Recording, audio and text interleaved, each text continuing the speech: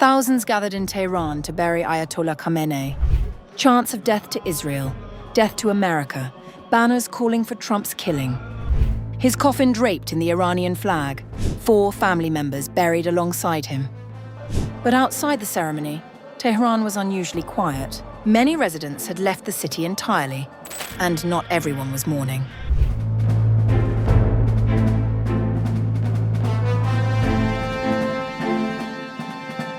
Iran has begun a week of state funeral ceremonies for Supreme Leader Ayatollah Ali Khamenei, with thousands gathering in Tehran on July 4th to mourn the leader whose 36-year rule, according to Iranian authorities and state media, ended after the first US and Israeli-backed airstrike of the war in February. Funeral ceremonies for Iran's late Supreme Leader Ali Khamenei began on July 4th at Tehran's Imam Khamenei Grand Mosalla prayer complex. The ceremonies opened with Iran's national anthem, Quran recitations, and religious eulogies as thousands of mourners gathered to pay their respects. AFP's visual coverage showed crowds chanting "Death to Israel" and "Death to the US," slogans that have long featured at official state ceremonies and public rallies in Iran. People were seen also holding banner readings to kill Trump during the funeral ceremony for Iran's late supreme leader. Khamenei's coffin, draped in the Iranian flag and topped with his black turban, was placed alongside 4 coffins carrying members of his family who were also killed. The coffins rested on a large black platform designed to resemble the Kaaba, Islam's holiest shrine in Mecca. Reuters footage showed mourners filling the vast prayer complex, waving Iranian flags, carrying portraits of Khamenei, and participating in traditional mourning rituals. Authorities said the coffin would remain in Tehran until July 5th before being taken to the Shiite holy cities of Qom, Najaf, and Karbala, ahead of burial in Mashhad on July 9th.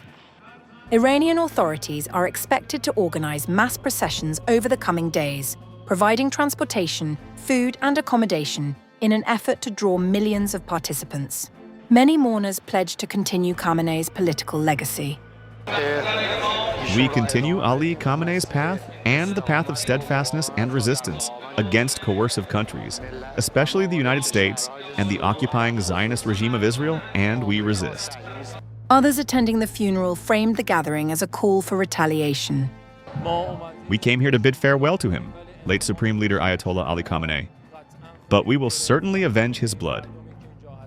Everyone here has come to avenge the blood of their supreme leader. As our leader has said, we have a blood feud with the United States.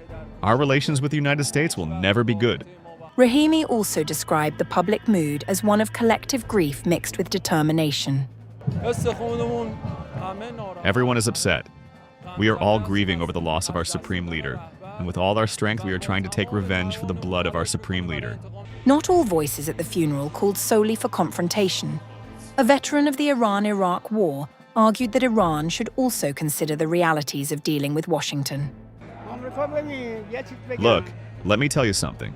The United States is a superpower. It wants certain things from us. I believe we should give some things. Let's put ourselves in the United States' place. It wants certain things, we should give some things. Otherwise, they blow up our officials in the air. We should not think about ourselves. We should also think about our officials. The funeral follows an emotional farewell ceremony held a day earlier, where Parliament Speaker Mohammad Bagher Ghalibaf was seen weeping beside Khamenei's coffin, accompanied by Foreign Minister Abbas Araghchi and other senior Iranian officials. However, the official displays of mourning did not reflect the views of all Iranians. According to AFP, several residents interviewed from different cities said they were deliberately avoiding what authorities have described as the largest state funeral in Iran's history. A 67-year-old resident of Mashhad, identified as Afat, said she feared poor organization and the possibility of violence or a terrorist attack during the ceremonies. My concern is that poor organization could put people's lives at risk. I also worry about the possibility of violence or a terrorist attack intended to gain international attention. Meanwhile, Azadeh, a 43-year-old translator in Tehran, told AFP that the capital appeared quieter than usual, with many residents leaving the city rather than attending the funeral. From what I can see, many people in Tehran are actually leaving the city and escaping the messy, crowded city and its ceremony. The city is unusually quiet. I don't know who is supposed to make up the 15 million attendees they're talking about. People are saying government employees and even school children are being bussed in from other cities to Tehran on Saturday.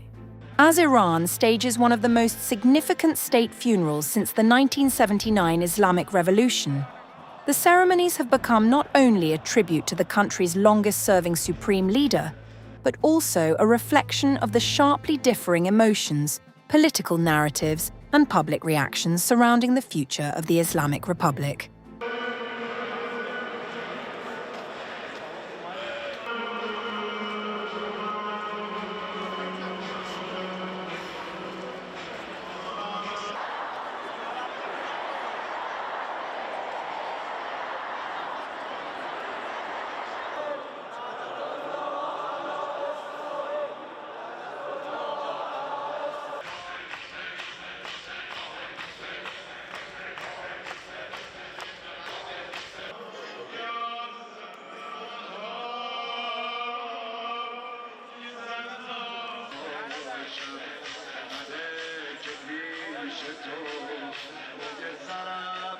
حس خیلی هم بد داشتیم که ایشون از دست دادیم بالاخره، چون جای پدر ما بودن، انگار که بعد از ایشون ما عزیزترین کسمون رو از دست دادیم.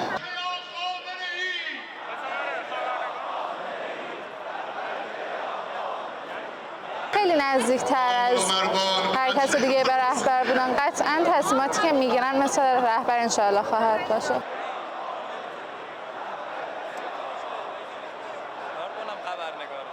راه ایشون را ادامه بدیم و مسیر استقامت و مقاومت را در مقابل ملت، در مقابل کشورهای زورگو علل خصوص آمریکا صهیونیسم قاصر مقاومت داشته باشیم.